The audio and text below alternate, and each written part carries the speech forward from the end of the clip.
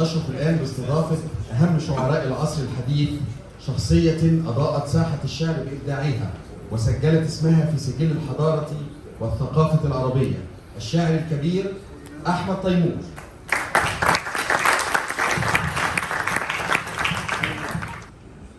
شكرا للإعلام البارع الأستاذ أيمن على مقدمته السخية كعهدي به تاني.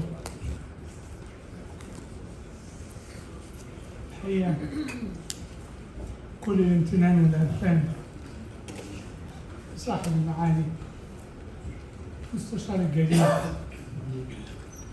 شيرين باشا فهمي على منحي هذه الفرصة لأن يتردد شعري على أسماع حضراتكم وأنتم النخبة والصفوة المصطفى.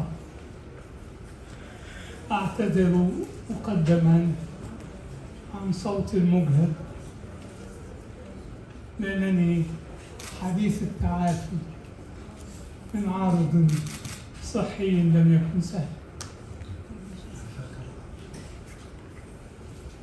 القصيدة عن اللغة باعتبارنا نحتفل اليوم باللغة.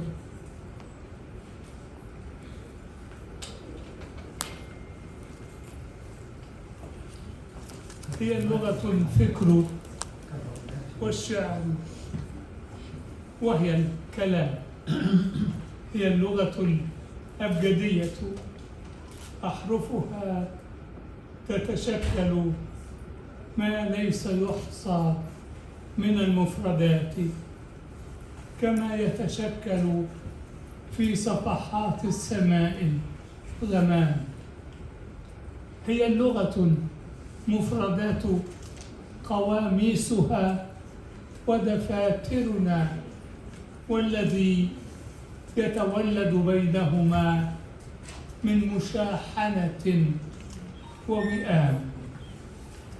هي اللغة الحس والنظر المتوجس في هيئة الصوت والالتفات إلى النغم صامت اللحن بين المقام وبين المقام.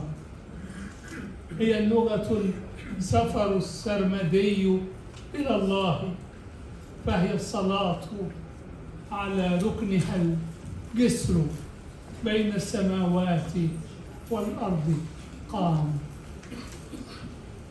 هي اللغة العطر ينفسه الفل والضوء ينسل من شفة الفجر، والظل في الوجه يعطيه بعد الملامح، وهي سباء المها وهدير الحمام.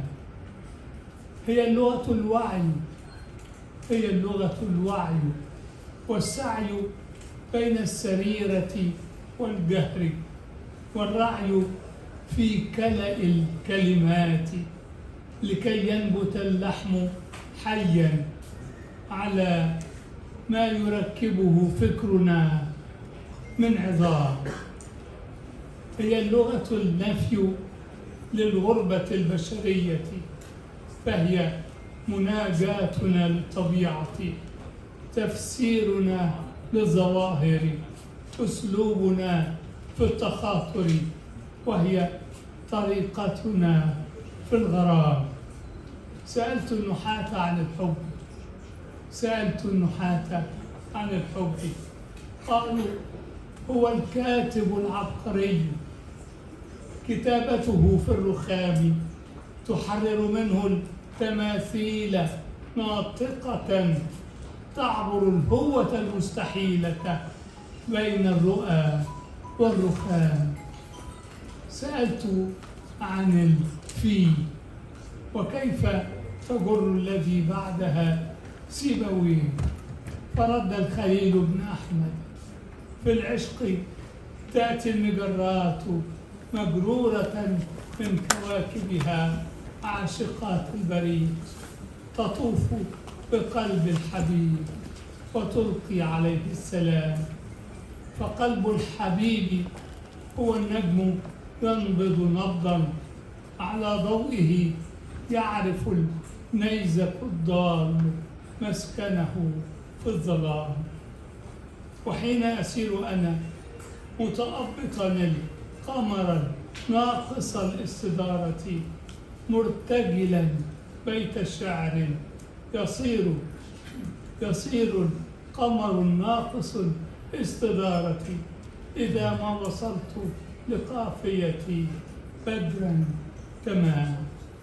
هي اللغة الباب نطرقه بشعيرات أعصابنا فيسيل دم أزرق فيه نغمس أقلامنا ونسجل أن قد أتينا ولما نجد أحدا بيد أن سنأتي غدا علنا نلتقي بالذي خصنا بالخصام.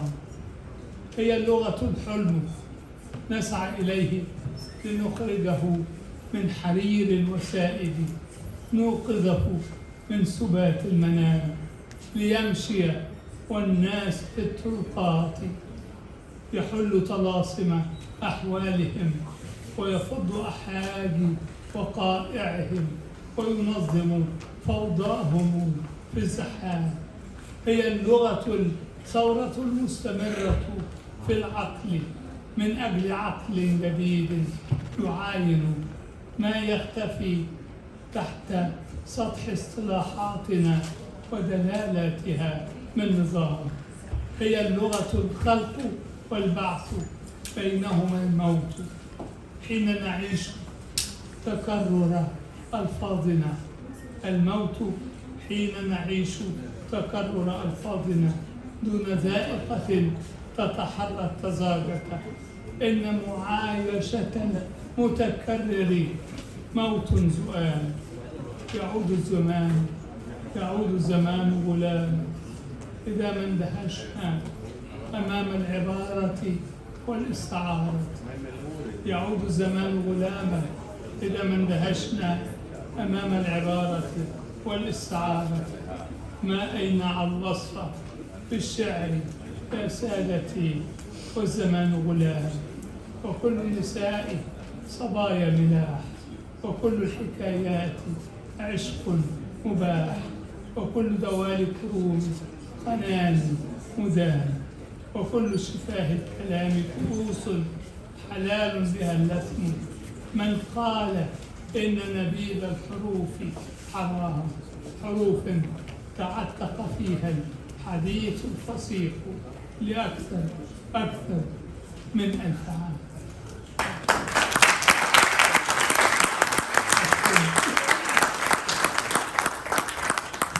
أختم قصيدة قصيرة.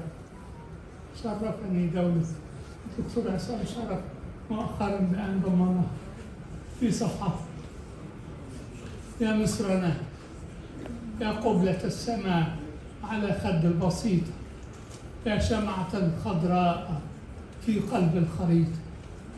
يا مصرنا لو كنت نهرا ما اشتهيت أن أكون غير نيلك، لو كنت زهرا لاصطففتك الجنود شاهرا دمي أريجا في سبيلك، لو كنت مهرا لانسكبت كالصهيل فوق مرتوي نجيلك، لو كنت بدرا لانقسمت كل ليلة أهلة على مفارق الجريد في نخيلك، لو كنت أنجما لفت قبة السماء وشعت مثل لوز القطن ضوءا عبقريا في حقولك، لو كنت شمسا يا بلادنا أنا، لو كنت شمسا ما برحت الدهر أرعى خط طولي. شكرا.